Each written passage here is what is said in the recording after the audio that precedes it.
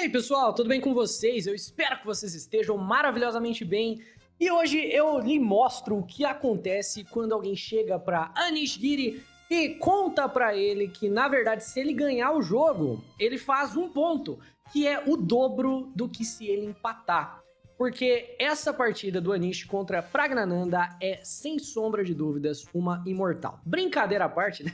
Obviamente foi uma piada.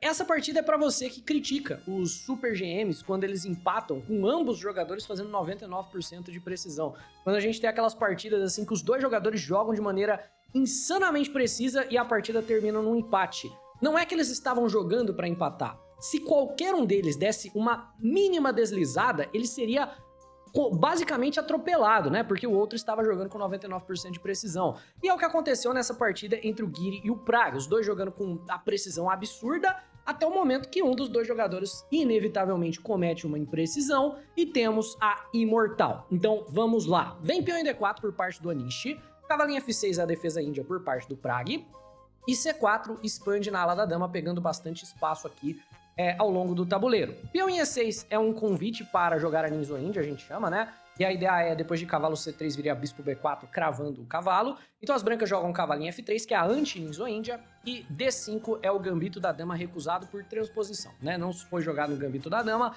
mas chegamos na mesma posição através de uma transposição aqui. Cavalo C3 por parte das brancas, e nessa posição, Praggnanandha joga D por C4, que é o gambito da dama aceito. É a mesma linha que foi jogada na partida do Caruana e o Sindarov, que na verdade o Caruana foi pego numa super preparação e perdeu. Naquela partida, o Sindarov jogou E3 para recuperar o peão do C4 e o Caruana jogou peão em C5 atacando o centro, depois de bispo por C4 veio o cavalo C6, A6, B5 e todas essas ideias. Essa daqui é a linha mais normal de se jogar, só que o Giri joga o lance muito mais agressivo, o peão na casa de E4, diferente do E3 que já tinha sido jogado. E a diferença de você jogar E3 para você jogar E4 é que se você joga peão E3, não tem B5. Se você joga peão E4, as pretas podem seguir com B5, que é uma linha muito estranha. Você aí pode imaginar, meu Deus, mas eu aprendi que isso aqui era errado. Pois aqui é o caso onde os jogadores que conhecem muito bem as regras podem quebrá-las, porque nessa posição o B5 é perfeitamente jogável, tendo em vista que tem um peão caindo em E4. A ideia seria cavalo por B5, cavalo por E4, e pode parecer que a posição está completamente perdida para as pretas, que tem a estrutura de peões super zoada, totalmente destruída aqui na ala da dama, mas por incrível que pareça, o jogador de pretas tem compensação. Por exemplo, se você captura o peão de C, vem bispo cheque, e você já tá numa situação meio cabulosa aqui se você defender de cavalo ou de bispo. O lance mais correto é rei F1, e é uma linha que funciona basicamente na base das táticas para as pretas, e o Praggnanandha obviamente tá jogando para ganhar. Então, cavalo por B5 não é jogado pelo Anish, ele joga peão em E5, tocando o cavalo. Vem, então, cavalo em D5, ofertando a troca de cavalos. Claro, se cavalo toma, peão toma, ou dama toma mesmo, a posição do jogador de pretas está completamente ok. Então, cavalo toma B5 é jogado por parte do Anish Giri. E, de novo, parece que o jogador de pretas está completamente perdido, mas não é o caso. O cavalo volta para B6, segurando o peão de C4, e é uma posição teórica totalmente tranquila para o jogador de pretas jogar. Vem bispo E2 então das brancas, não dá para tomar em C4, bispo em E7 das pretas, roque e roque, e nessa posição, quase que de maneira universal, as brancas jogam dama em C2 pressionando aqui o peão, e como resposta as pretas pressionam o peão de D. Então, por exemplo, se dama C2 pressionando C4, cavalo C6 vem pressionando D4. Essa seria a ideia. E nessa posição, o Anish joga peão em A4, e é um lance para poder voltar o cavalo e pressionar dessa maneira o peão de C, sem que bispo por cavalo dobre peões. Dessa maneira eu poderia tomar de torre. E estamos aqui em uma circunstância na qual isso ainda é teórico, já foi jogado 2 ou 3 vezes, mas já estamos fugindo aí das linhas principais e provavelmente vamos sair de teoria muito cedo. O Praggnanandha não conhece, dá para ver que ele não conhece essa linha, porque ele gasta 17 minutos no lance, ele decide pôr bispo em A6, que é o lance correto, é o lance mais jogado aqui da posição, nos fantásticos 1 jogos que essa posição foi jogada, né? E o Anish joga cavalo em A3, e aqui estamos em uma partida completamente nova, porque da última vez que isso foi jogado, brancas jogaram B3 e acabaram ganhando, mas cavalo em A3 é o mais correto, pressionando mais um pouco o peão de C. Praggnanandha joga C5, contra-pressionando o peão de D4, e vem peão em A5, incomodando aqui o cavalo do Praggnanandha. Cavalo em D5, então, por parte do Prag. Bispo toma C4, temporariamente brancas têm um peão a mais. E dama por A5 restaura logo a igualdade material enquanto desenvolve a dama. Mas é claro, é um pouco perigoso isso, mas o cavalo tá cravado, né? Como a torre tá sem defesa, a ameaça do jogador de pretos com esse lance é bispo toma bispo. E se você tomar de volta, obviamente você perde a torre na casa de A1. Por consequência, cavalo C2, ele sai dali com o tempo na dama segurando a torre. E aqui agora os dois já saíram da teoria, né? Depois do dama por A5, certamente o Praggnanandhaa já tirou o Giri de preparação. O Giri gasta uns bons minutos aqui nos lances. Cavalo C2 tocando a torre. E vem dama em B6 por parte do Prag, seguido por bispo por cavalo e peão toma de volta. Então, a posição deu uma acalmada nessa abertura super mega ultra caótica. E o Giri tem uma pequeníssima vantagem. Por quê? O computador tá dando 0,8, né? O computador tá dando 0,8 por conta do peão de D5. Ele é um peão isolado. Você fala, mas tem um colega dele aqui. Mas o colega dele é muito fácil da gente tirá-lo daqui, né? E o peão de D é um peão que jamais poderá ser defendido por outro peão. Você vê, o peão não volta. Não tem como você trazer um peão para E6. Então, para todos os propósitos, o peão de D5 é um peão isolado. É uma grande fraqueza de longo prazo por parte do jogador de pretas. Outra questão muito interessante é que as brancas têm 4 peões de K contra 3 peões de K. Isso daqui é uma maioria de peões de ala do rei. E a maioria de peões, ela, obviamente, se você avançar, vai gerar um peão passado, porque se eu tenho 4 e ele tem 3, sobra um pra mim. Então a ideia aqui de longo prazo para as brancas é jogar peão em F4, certo? Peão em F5 e peão em E6, e romper por E6, montando para si um peão passado ali. Mas é uma posição ainda que se os dois jogarem bem, vai empatar como todas as posições iguais de xadrez. A vantagem é muito mínima. Mas beleza, Giri joga torre 1, apoiando o seu peão. Vem bispo B7 do Praggnanandhaa, apoiando o seu em contrapartida. E bispo G5, o Giri tá tentando trocar peças pra, na verdade, tentando trocar o seu pior bispo, né? O bispo mau, já que ele tem peões fixados em casas escuras. E também tirar o cavalo no meio do caminho para poder avançar o peão de F, certo? Vem bispo por, cavalo por. Nessa posição tem um peãozinho envenenado, né? Caindo aqui, porque tem ideias super agressivas para as brancas com esse cavalo aqui. Então, por exemplo, se dama por B2... A ideia das brancas realmente é ir pro checkmate, né? É jogar dama D3, ameaçando o mate em H7, forçando o G6. E aí, por exemplo, tem as ideias da gente atacar a dama e passar a dama para H3. Você força um enfraquecimento terrível da posição do jogador de pretas e basicamente vai pro mate contra o rei, né? E a posição aqui dá até para jogar E6, por exemplo, né? Simplesmente indo direto pra cima do rei do nosso adversário que foi forçado a movimentar os peões. Então, com o cavalo em G5, Praggnanandhaa se vê forçado a jogar H6. É claro, peão toma antes de voltar o cavalo, tanto faz a ordem, mas peão toma antes de voltar o cavalo para terminar de isolar o peão. Dama toma, cavalo em F3. Então vamos lá. O jogador de pretas tem um peão isolado. O que isso significa para a posição? Isso significa que esse peão é para sempre um peão fraco, mas isso também significa, por definição, que todas as casas na frente do peão são casas fracas. Então as brancas vão bloquearem esse peão com o cavalo, ocupando logo uma casa fraca na frente do peão. Significa que as pretas não tem como tirar o cavalo daqui. E, além do mais, né, esse cavalo também ajuda o jogador de brancas a avançar E6, que já é o que as brancas querem fazer. Cavalo C6 por parte do Praggnanandhaa, cavalo em D4, cavalo toma, e aqui o Giri joga, quer dizer, o Praggnanandhaa joga o único lance da posição que retém a posição mais ou menos próxima, assim, né? O nível do jogo aqui é altíssimo. Bispo C8. Super protegendo E6 para não dar para avançar o peão. Olha só, os dois estão jogando uma partida de altíssimo nível até o momento. Vem dama D2 conectando as torres. Torre B8 ativando a torre pela coluna aberta e pressionando o peão de B2. Torre C1 com tempo na dama, a dama vai para B6 ainda pressionando o peão de B2 e B3 onde o cavalo também defende o peão. Bispo em D7 joga o Praggnanandhaa, ele coloca o bispo em uma casa onde ele conecta as torres e também fica super protegendo as casas para as quais o cavalo pode vir e a torre pode vir. Esse lance também é um lance único na posição. E H3, esse lance aqui o Anish não precisava jogar, mas nunca é um mau hábito você gerar um respiro para o seu rei, eliminando qualquer tipo de problema, né, no fundão, certo? Em torre C8.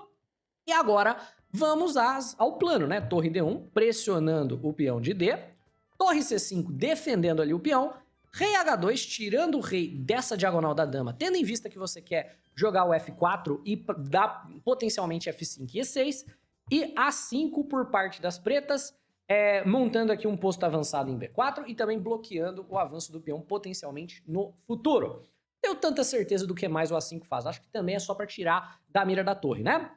Não tira da mira da torre, mas coloque uma casa onde a torre de C e a dama protegem. Tudo bem. Vem o F4 do Guiri, F6 por parte do Pragnananda, torre em E1 preparando para avançar E6 e torre em E8 preparando para não deixar acontecer. E agora torre em E2 para a gente poder dobrar as torres da coluna E e jogar o E6 de qualquer forma.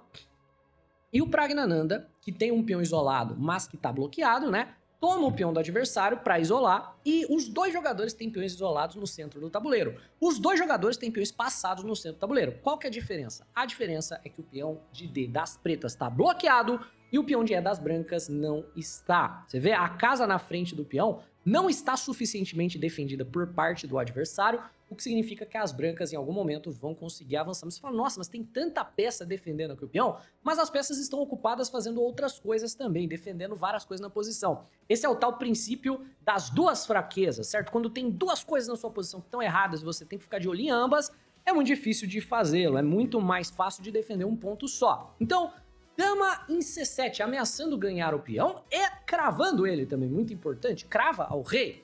Torre 1 defende, e A4 tentando trocar uma das duas fraquezas. Beleza, o Pragnananda tá jogando uma partida espetacular. Se o problema era outra fraqueza, vamos tirar a dama com o tempo e vamos trocar. Peão toma, bispo toma, rei H1 sai da cravada e nesse momento, o único lance errado da partida é jogado por parte do Pragnananda, o único erro, né? Na partida inteira, o jogo inteirinho tá sendo jogado com precisão perfeita, linha de máquina, você vê que a barrinha mal se mexeu a partida inteira. Dama F7 do Pragnananda, meu Deus do céu. Dama em F7. Eu não consigo explicar facilmente a razão pela qual Dama em F7 foi jogado, mas eu tenho as minhas ideias, né? Eu acredito que o Pragnananda tava nas ideias de tomar. Talvez o Pragnananda tava... Na verdade, é muito difícil de explicar Dama em F7, né? Talvez a explicação do Dama em F7 traz mais um defensor pro avanço do peão E6...